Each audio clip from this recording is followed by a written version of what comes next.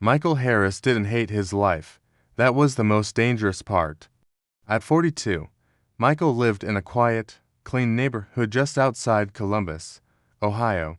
He had 2 cars in the driveway, a stable corporate job, and weekends filled with errands, sports highlights, and a to-do list that never quite got finished. Nothing was wrong, and yet, nothing felt right either. Every Sunday evening, the same heaviness would creep in. It wasn't dread, it wasn't panic. It was just this quiet resignation that tomorrow would look exactly like yesterday.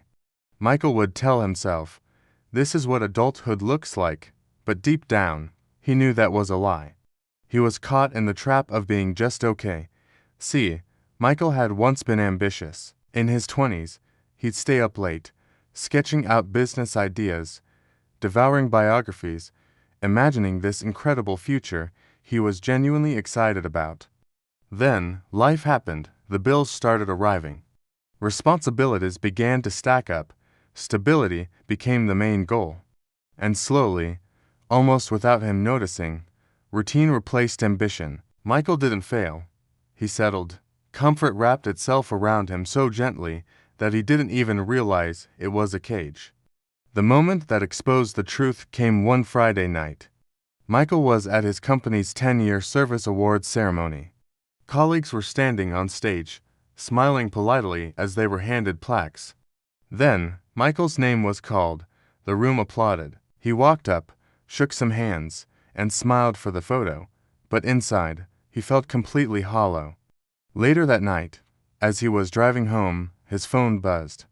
It was a message from his younger brother. "I just quit my job." Scared but excited, Michael stared at the screen, scared but excited. He couldn't remember the last time he'd felt either of those things. That night, Michael sat alone in his living room with all the lights off. He asked himself a question he had been avoiding for years. If nothing changes for the next 10 years, would I be proud? The answer came instantly. No, and that single word terrified him. The next morning, Michael did something uncomfortable. He took out a piece of paper and wrote to lists. List 1 was titled, "What My Life Looks Like Now." List 2 was, "What I Thought My Life Would Look Like." The gap between those two lists hurt. Not because the second list was unrealistic, but because it was abandoned. Michael had a painful realization. He hadn't been choosing his life lately. He had just been accepting it. So, Michael made a decision. But it didn't look brave. He didn't quit his job. He didn't announce some massive, life-altering change. Instead, he made one simple rule for himself: no more passive days. This meant taking one intentional action every single day towards something meaningful, no matter how small it seemed. Some days, that action was just reading a book on a topic he was curious about.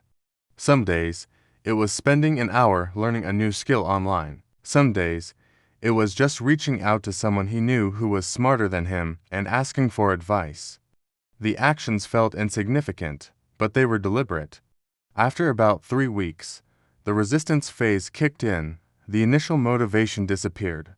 Michael was tired. He was busy. Doubt began to creep in. That old voice in his head returned, whispering things like, "This is pointless. You're too old for this. You waited too long." He almost stopped. But then he realized something critical. Comfort fights back when you try to leave it. So he decided to stay consistent, not intense. He just kept showing up. 2 months later, something started to shift internally. Michael wasn't just doing different things anymore. He was thinking differently. He started to notice how often he had used the phrase, "maybe someday." He noticed how often his fear disguised itself as logic, telling him why an idea wouldn't work. And slowly, he began to act anyway. Not recklessly, but intentionally. Then came the first real win. One evening, Michael shared a small project he'd been quietly building in his spare time. He didn't make a big deal about it, had no expectations, but the response surprised him. People noticed, people asked questions, people encouraged him. It wasn't some huge success, but it was momentum. And for the first time in a long time, momentum felt alive. A year after that quiet night in his living room, Michael faced a big decision. He could stay fully comfortable in his stable job, or he could step slightly into uncertainty. He went to his boss and negotiated for more flexibility at work. He reduced his hours. He redirected that newfound energy into the things that truly mattered to him. The fear was still there, it was very real, but this time, it wasn't paralyzing. It was purposeful. Michael didn't become famous. He didn't get rich overnight. He didn't magically escape effort or hard work. But what he did do was reclaim ownership of his life. And that single change completely transformed how he woke up each morning. He learned that success isn't about applause from others. It's about alignment with yourself. The truth about comfort is that it doesn't ruin your life overnight. It does something far more subtle. It slowly, gently convinces you to stop becoming the person you were meant to be. Michael learned that lesson just in time. If your life feels fine but empty, pay attention. Comfort is expensive, and it charges you in years. Choose growth. Even when it's uncomfortable, especially then. Thanks for watching.